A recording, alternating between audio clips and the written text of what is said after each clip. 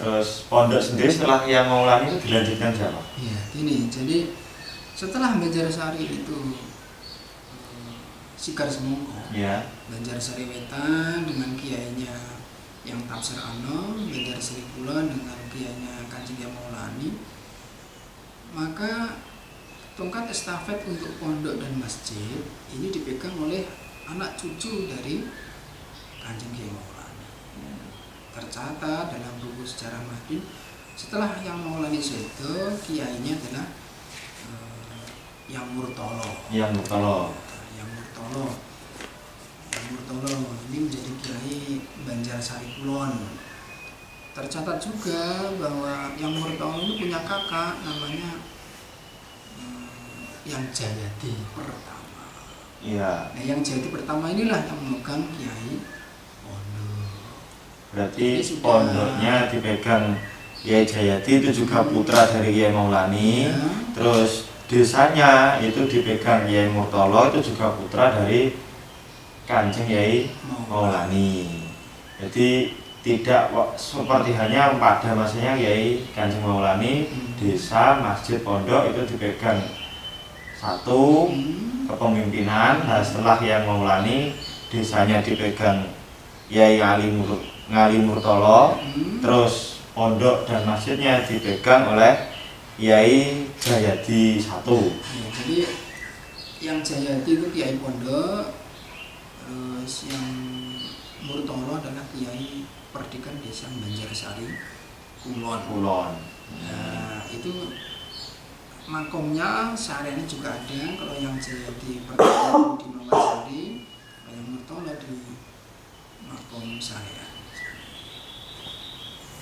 Kalau yang Murtolonya di Sarian? Di Sarian. Di Sarian. Di bawahnya yang Maulani. Di bawahnya yang Maulani. Kalau yang Jayadi di Mawatsari. Nah, itu tahun berapa kira-kira? Terkait tahun kita kehilangan jejak. Jadi ini kehilangan jejak. Akhirnya kita meraba-raba. Jadi yang jelas 1837 ini yang Maulani satu. Jelas 1837 ya? 1837 yang Maulani satu. Itu ya, kisaran tahun mungkin ya setelah itu 1837 sampai 1850 atau 1860, kisaran sekitar itu aja. Itu Murtolo. Yang Murtolo sebagai kepala desa ya? Ya, kiai perdikan Banjarsari Kulon. Ya. Terus ya Jayadi satunya itu kira-kira Sekitar itu juga lah yang jelas, karena ini saudara. Jadi kakak beradik. Lebih tua yang Jayadi. Yang Jayadi. Ini yang harus kita pegang, bahwa yang Murtolo itu punya putra banyak. Putranya banyak, sehingga untuk kepemimpinan masjid, pondok, ya putra-putranya yang punya kelebihan itu yang memegang.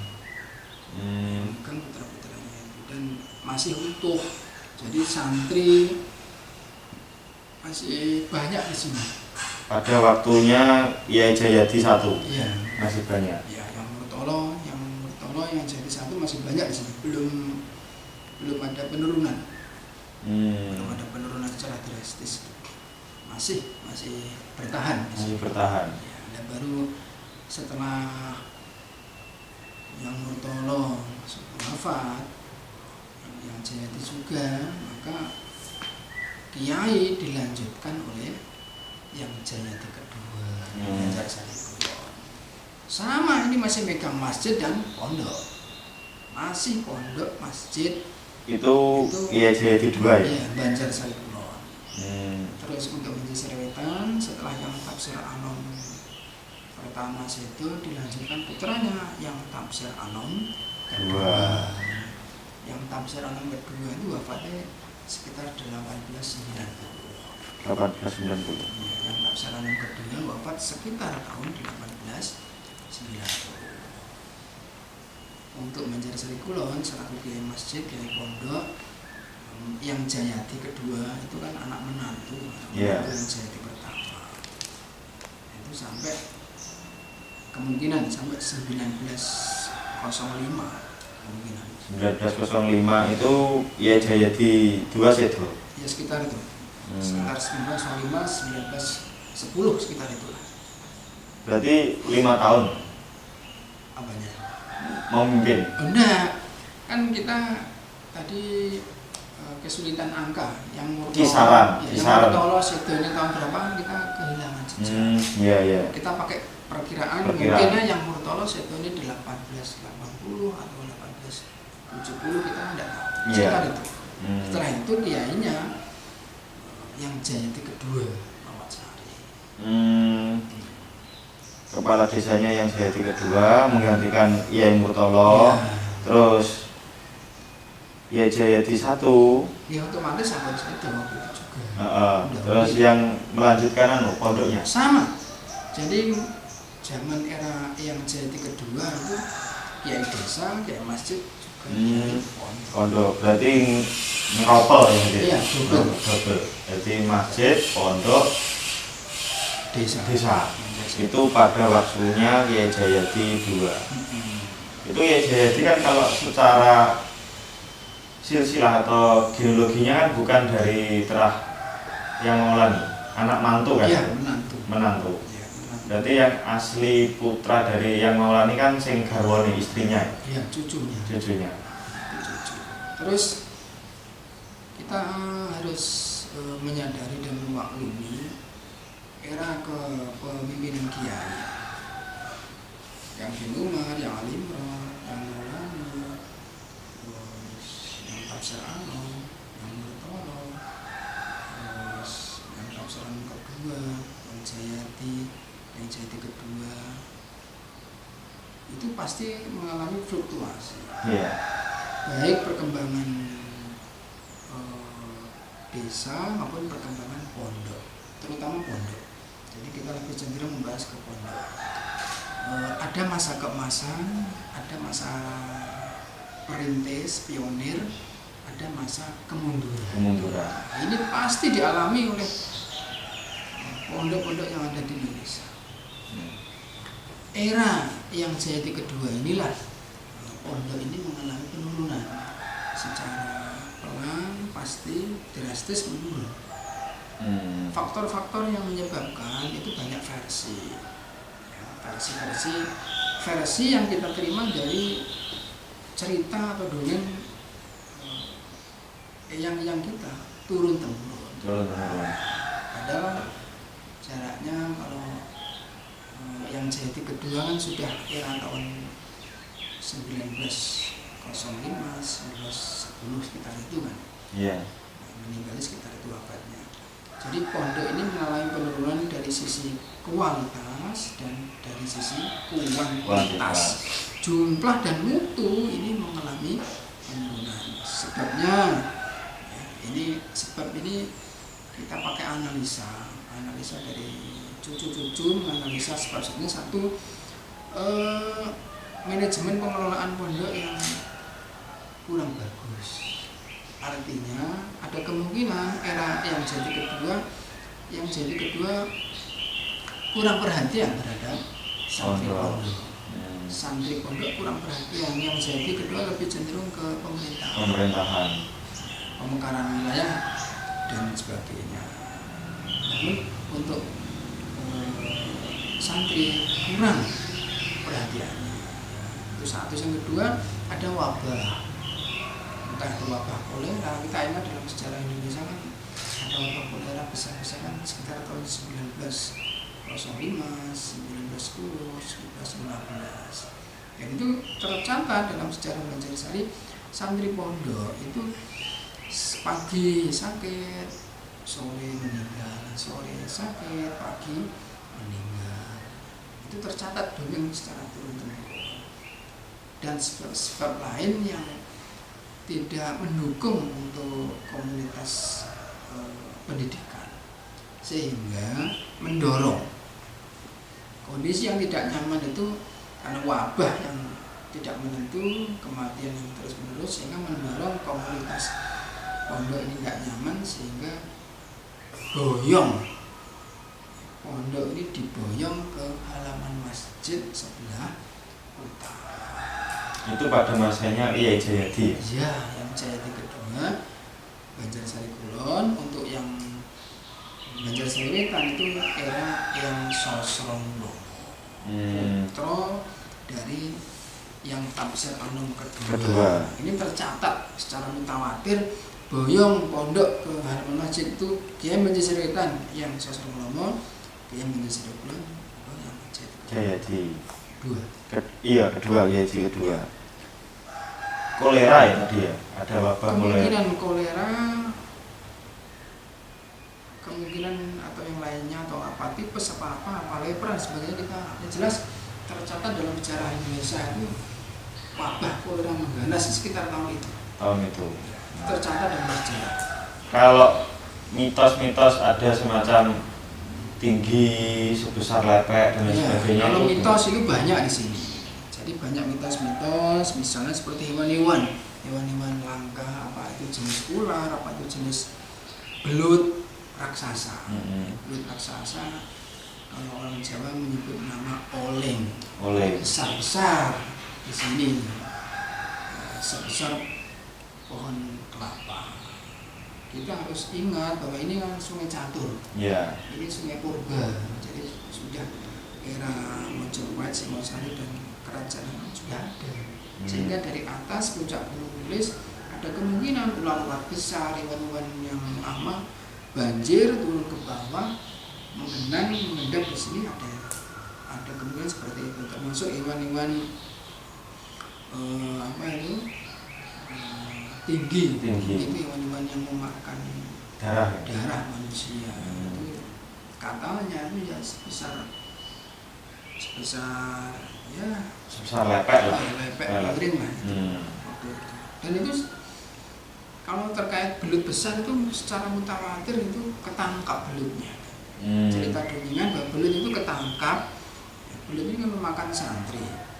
Itu area pondok ini dikasih bekas bahan bakar kayu atau abu itu ditaruh sekitar pondok dikelilingi dengan maksud agar kalau ada hewan-hewan yang melata itu kan nanti kan nggak bisa jalan. Nah, itu terbukti atas perintah kiai belut itu masuk terus nggak bisa keluar dibunuh. Jadi kondisi tidak nyaman sehingga pondok boyong di halaman masjid yang terkenal sekarang menjadi kelas Arab. Ya, itu mulai tahun berapa ya kira-kira? Ya, sekitar 1910. Pada masanya Kiai Jayadi dan Kiai Sosrono untuk Banjar Sriwetan. Itu sekitar itu di sana pun bangunannya juga setangkep itu pintunya menghadap ke selatan dan selatan. Jadi berhadapan. Berarti bangunannya itu mujurnya barat ke timur ya? Iya. Terus kalau menghadapnya bangunan ke selatan sama ke utara? Iya. Makanya di sana kan terkenal dengan istilahnya bukan kok madrasah ya pondok. Karena pondok boyongan dari pondok diboyong ke sana. Yang jadi kedua wafat ya sekitar tahun itu dilanjutkan putranya Kiai Mukibat. Jadi masa madrasah diniyah atau kelas Arab itu peresmiannya itu sekitar 1920-an. Pada masanya Kiai Mukibat tadi. Ya kemungkinan waktu itu. 1921. Berarti santri sudah tidak ada, tapi banyak murid-murid yang datang kayak semacam ngalong berarti ya, ngalong. Jadi terus ini kita mencatat bahwa santri era yang bin Umar, yang Ali Imron, Kanjeng Maulana ini santrinya adalah ribuan. Iya. Ini kita harus ingat bahwa ada jumlah godaan 100. Ada rumah-rumah dari angkring jumlahnya 100. Satu angkring isinya 10 kali 100 itu kan 1000. Jadi itu tercatat secara riwayat dongeng atau cerita seperti itu. Terus menurun ya terus hilang. Era yang jadi kedua ada proses boyongan ke sana. Ke sana. Jadi pondok yang di sini ini sudah tidak ditempati, pindah ke halaman masjid yang dalam perkembangannya dikenal dengan sekolah Arab itu tadi, dan mulai resmi sekitar 1920-an ya. 26 sekitar itulah peresmiannya. Itu bertepatan pada masanya Yai Mukibat ya. Iya, sekitar itu. Yang Sosro Ngelomo sudah wafat. Sudah wafat, digantikan siapa itu? Yang Putra yang Dulkakung. Yang Dulkakung itu juga masih kecil sehingga dipegang pamannya yang Notodirjo. Ya, untuk Banjar Sariwetan. Ya. Tapi kan Banjar Sariwetan tidak ada sekolahnya. Ya. Sekolahnya ikut ke Banjar Sari Kulon, pondoknya pun dulu juga ikut ke Banjar Sari Kulon. Iya. Nah, setelah boyong ke situ, area ini menjadi area Banjar Sariwetan. Setelah boyong ke situ, area sini masuk Banjar Sariwetan. Iya. Sampai saat ini ya. Sampai sekarang. Sampai saat ini. Terus setelah Yai Mukibat, Yai Jayadipuro. Iya. Itu ya sekolah Arab itu aja ya. Iya. Berarti santri sudah tidak ada. Siswa itu datang untuk belajar semacam diniyah lah. Iya, ya sudah kelas modern lah. Kelas modern. Jadi kita kehilangan klasiknya. Klasiknya. Jadi sebenarnya mulai Yai Mukibat itu sudah seperti itu ya. Iya. Sudah seperti itu. Jadi saya masih ingat, saya melanjutkan mendirikan pondok ini kan 2007. Iya. Sebelum saya mendirikan pondok ini sudah ada cita-cita untuk melanjutkan membangun pondok. Tahun 70-an sudah ada wacana mendirikan pondok, namun tidak hasil. Yang terakhir tahun berapa kemarin? Tahun 90-an itu sudah ada bangunan-bangunan kayu sebagainya, namun juga gagal. Terus 2007 kita dirikan pondok ini melanjutkan pondok lama yang awal pendirinya itu ya jamaah saya yang ada di dampar masjid itu. Di situ ada wakif Pak yang dia ya, Bapak Haji Akhadia itu selaku wakif dan saya selaku nazir. Jadi yang Akhadia itu putra dari yang Notodirjo. Jadi punya link juga yang Pak Haji Akhadia yang dia itu kan putra yang Notodirjo. Iya, itu Banjar Sariwetan tadi. Ya.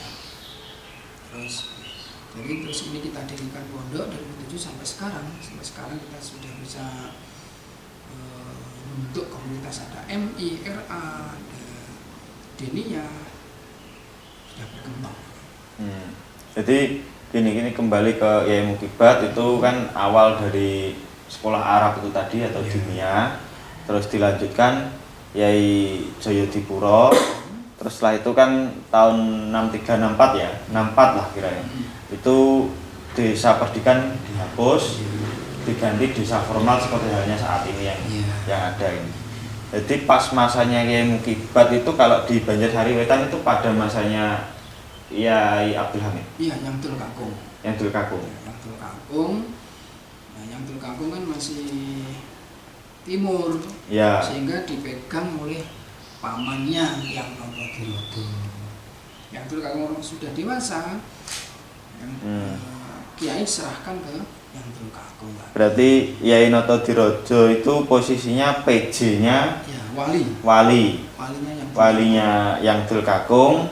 Terus saat yang Dulkakung sudah dewasa diserahkan pada Yai Abdul Hamid. Ya. Terus berarti posisinya itu Yai Sosro Ngelomo harusnya Yai Notodirjo. Yang Dulkakung putranya. Iya, karena kan nggak jabat kayak kasusnya Yai Tafsir Anom. Iya. Cuman kan kalau kasus ini kan kembali lagi ke yang Abdul Hamid. Jadi secara urut-urutan Yai Sosro Ngelomo. Untuk Banjar Sariwetan itu mutawatir, pokoknya untuk urutan kiai setelah yang Sosro Ngelomo, maka kiai dipegang oleh yang Dulkakung. Ya, karena putranya. Ya. Setelah yang Dulkakung tidak jadi kiai, diteruskan oleh yang Notodirjo sampai 1951. Yang Dulkakung masih sugeng, belum itu. Nah ini kita pegang. Berarti Yai Sosro Ngelomo punya putra I Abdul Hamid atau yang Dul Kakung itu meneruskan tampuk pemerintahan Banjarsari Wetan. Lah sementara Yai Notodirojo itu kan adiknya Yai Susronglomo. Iya. Itu posisinya di mana? PJ. Iya, Walinya yang Dul Kakung. yang Dul Kakung atau yang Dul Hamid itu karena masih kecil. masih kecil. Kan yang Dul Kakung lahirnya 1906. Yang Susronglomo itu 1921, 22, 23 sekitar itu. Jadi timur terus belum mumpuni lah. Iya. Terus dipegang yang Notodirojo selaku paman. Terus yang Dul Kakung sudah dewasa diserahkan yang Dul Kakung selaku kiai. Nah sementara Kiai Ismail Itu setelah yang Notodirojo. Setelah yang Notodirojo itu kan juga bukan anaknya Kiai Notodirojo. Iya, bukan. Jadi kalau era-era kemerdekaan kan sudah di atas 45. Ya. Itu Kabupaten Madiun punya peran dalam menentukan. Bupati Madiun punya peran. Namun era-era sebelum 45 itu Kiai Banjarsari masih dominan. Tidak ada unsur campur tangan dari intervensi nggak ada. Jadi kan kalau Kiai Ismail ini putranya siapa? Kiai. Setelah yang Notodirojo itu wafat 1951, itu dari pemerintah Kabupaten Madiun yang disetujui yang Mangil kiainya. Yang Mangil itu punya ibu namanya Yang Purwo Seputro. Ya. Yang Purwo Seputro itu adiknya yang Susronglomo. Berarti yang jadi lurah atau pemimpin desa Banjarsari Wetan itu Kiai Ismail itu putra dari Yang Purwo Saputro. Lah itu Yang Purwo itu putri. Iya, tapi itu posisinya adiknya yang Susronglomo. Tapi Abdul Hamid masih sugeng. Masih sugeng. Masih sugeng. Ya, masih sugeng. Beda dengan Mbah Sipron meninggal sedo ganti. Nek Seritan itu yang Dul Kakung masih sugeng. Wong sedo yang Dul Kakung 1975. Berarti termasuk pada masa pemerintahnya Yai Istiaji. Iya. Yang Dul Kakung masih sugeng. Masih sugeng. Tapi jabatan dipegang Yai Istiaji. Iya. Yang Dul Kakung tidak memegang jabatan kiai. Maksudnya lurah desanya? Iya, lurah ya tidak, ya juga tidak. Kalau informasi yang saya terima itu Yai Abdul Hamid karena fokus sama Sumarahnya itu makanya kayak pemerintahan desanya itu dialihkan ke termasuk Yai Notodirojo, Yai Ismail dan Yai Istiaji. Itu gimana?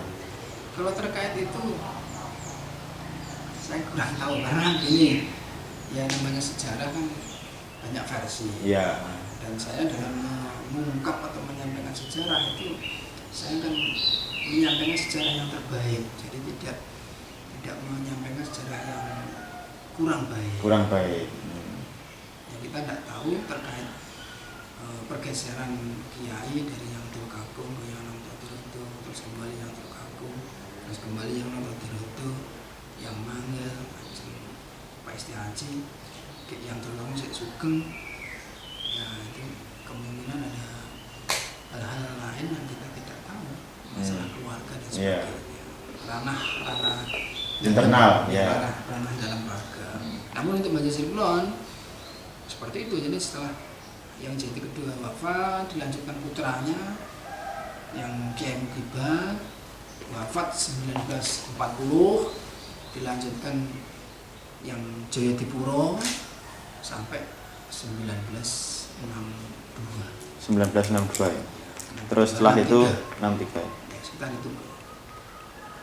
Setelah itu terus Perdikan dihapus, berganti desa formal untuk Banjarsari Wetan dipegang oleh Bapak Sumaryono, sementara Banjarsari Wetan dipegang oleh Raden Purnomo. Ya, jadi setelah kalau Banjarsari Wetan itu yang Dul Kakung, yang Notodirojo, yang Mangil Pak yang Istiaji. Manjil Sri Kulon, yang Jati kedua yang Kiai Mukibat, yang Kiai Joyodipuro.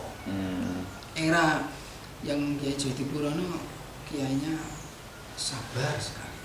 Yang Joyodipuro kiainya sabar, sama dengan Bisritan yang manggil juga sabar sekali. Nah, jadi klop kiainya sabar-sabar.